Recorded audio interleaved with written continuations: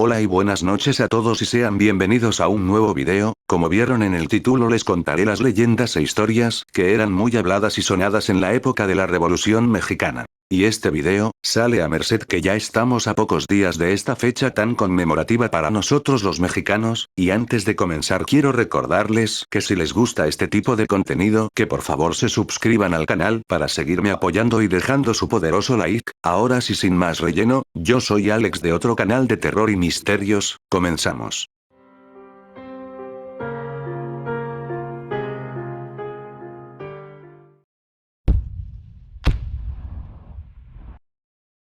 Madero y su misticismo. Según contaban los medios de la época, Francisco I. Madero no solo tenía contactos dentro de la política, pues siendo quien encabezó el movimiento que terminó convirtiéndose en una revolución en su búsqueda de elecciones libres, él tenía contactos con los muertos. Sí, así como suena, pues el mito que se cuenta y que incluso llegó a tener espacio en los periódicos de aquellos años, Madero se comunicaba con familiares muertos, quienes le dictaban cómo actuar en varias situaciones de su vida. Incluso, se cree que la creación del Plan de San Luis, con el cual invitó a la gente a rebelarse contra el mandato de Porfirio Díaz, fue dictado por los mismos espíritus.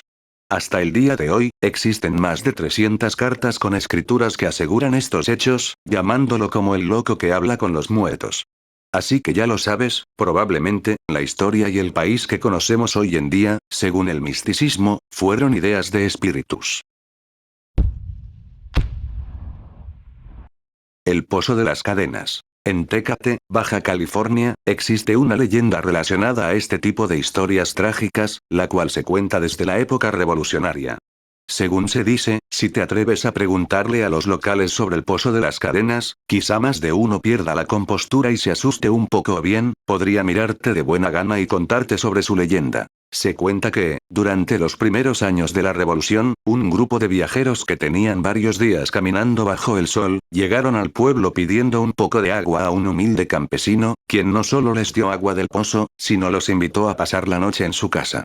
En medio de la silenciosa noche, un horrible grito despertó a todo el lugar, el cual provenía del pozo, pues estos viajeros eran bandidos y no solo ataron para posteriormente lanzar al pobre campesino al pozo, sino que le arrojaron unas enormes piedras para sellarlo.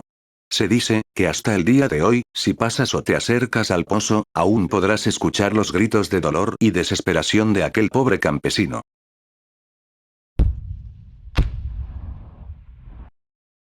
¿Un millón de muertos? Se tiene la creencia de que la Revolución Mexicana tuvo un saldo de 1 millón de vidas. El dato no es del todo correcto. El movimiento armado provocó 1 millón de víctimas, entre muertos, heridos, desaparecidos y desplazados. De esa cifra, 500.000 muertos fueron provocados por la epidemia de influenza de 1918, la hambruna y otras enfermedades, y no por combates. Los hombres que murieron en los campos de batalla no llegaron a ser más de 100.000.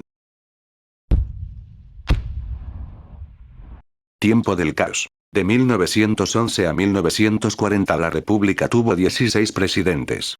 4 fueron restos del naufragio porfiriano. Los demás surgieron de los campos de la Revolución. Ninguno pudo gobernar en condiciones normales. Por momentos, poder y muerte fueron sinónimos. Una revuelta anunciaba la siguiente.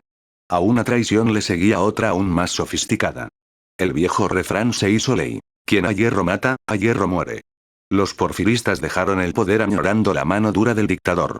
Los revolucionarios fueron incapaces de cerrar la caja de Pandora y paulatinamente regresaron a las viejas formas de simulación y control porfirianas, creando un sistema antidemocrático alejado de los principios fundamentales del movimiento iniciado en 1910. Años después, cuando Daniel Cosío Villegas escribió La crisis de México, 1946, y anunció la muerte de la Revolución Mexicana a manos de su propio régimen, no se equivocó en su juicio. Todos los hombres de la Revolución Mexicana, sin exceptuar a ninguno, resultaron inferiores a las exigencias de ella. El tesoro de Heraclio Bernal. Entre los helados bosques de Durango, se encuentra la pequeña comunidad de San Miguel de Cruces, donde, según se dice, ocurre uno de los fenómenos más escalofriantes de México, y que sucede desde la época de la Revolución. Los pobladores afirman que por las noches pueden verse bolas de fuego entre lo más espeso de la arboleda. Si crees que estamos hablando de las famosas brujas, lamento decirles que no, pues en realidad los lugareños cuentan que por ahí pasaba el aún más famoso Heraclio Bernal, un héroe revolucionario que cual Robin Hood a la mexicana asaltaba los caminos, para luego repartir parte del botín entre los pueblos más apartados de la sierra duranguense. Pero otra parte de la fortuna era enterrada en los sitios más recónditos entre la espesura del bosque, ahí donde la gente de San Miguel de Cruces asegura que las bolas de fuego aparecen para revelar la ubicación exacta del tesoro. Cuentan que, si las llegas a ver, es mejor que ni te acerques, no vaya a ser Heraclio Bernal que está cuidando su botín. La Sanpetrina. Si has escuchado algunas de las viejas leyendas del norte de México, Torreón es un destino obligatorio si quieres conocer la historia de Petra Herrera, a quien los coahuilenses han llamado la Sanpetrina y de quien cuentan que era feroz y aguerrida como solo ella. Dicen que cuando la revolución llegó a Coahuila, Petra se unió a la contienda sirviendo como una de las famosas Adelitas, que acompañaban a las tropas villistas. Sin embargo, poco le duró el puesto. Lo que ella en realidad quería, era combatir en el frente de batalla, como cualquier soldado. Así pues, Petra la Sanpetrina Herrera, cargó el fusil, se colocó el sombrero y le entró a lo rudo de los combates uniformada como varón. Según dicen, en tiempos donde solo los machos podían hacer la guerra, lo que más le gustaba a Petra era dejar vivos a sus enemigos el tiempo suficiente para correr y revelarles que habían sido heridos por una mujer. Cuentan que les dolía más el orgullo que el plomazo. Ciertamente esta historia me agrada mucho, me recuerda a Mulan. El nahual de Cerro Grande. Los colimenses aún se estremecen cuando cuentan que, en tiempos de la revolución, una criatura deambulaba los bosques de Cerro Grande, al este de Colima, asustando a los lugareños y a los federales que pasaban por ahí. Originalmente, habría sido un criminal de poca monta y mediana fama llamado Teodoro Alonso, a quien la tradición popular se encargó de bautizar como el Indio Alonso. Según dicen, lo espeluznante de este bandido es que su habilidad para desaparecer después de cometer sus crímenes, se debía a un pacto diabólico que habría hecho para conseguir la capacidad de transformarse en animal, y así esconderse en lo profundo del bosque para nunca ser atrapado. Era, pues, un nahual. Cuentan que cierto día, el nahual, que mantenía secuestrada a una joven, cayó enfermo. La chica consideró oportuno el momento para cortarle el cuello y huir. Sería ella la encargada de difundir esta leyenda. Realmente algo ciertamente y medianamente creíble. Y ya para finalizar el recopilado de esta noche tenemos el tesoro revolucionario. Esta historia sin fecha y sin lugar, es quizá una de las más famosas de la revolución.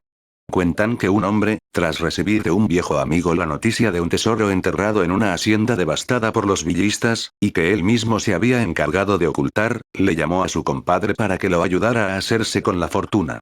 Sin embargo, el rumor se esparció como la pólvora entre los lugareños. Al parecer, al compadre no se le daba muy bien eso de guardar secretos.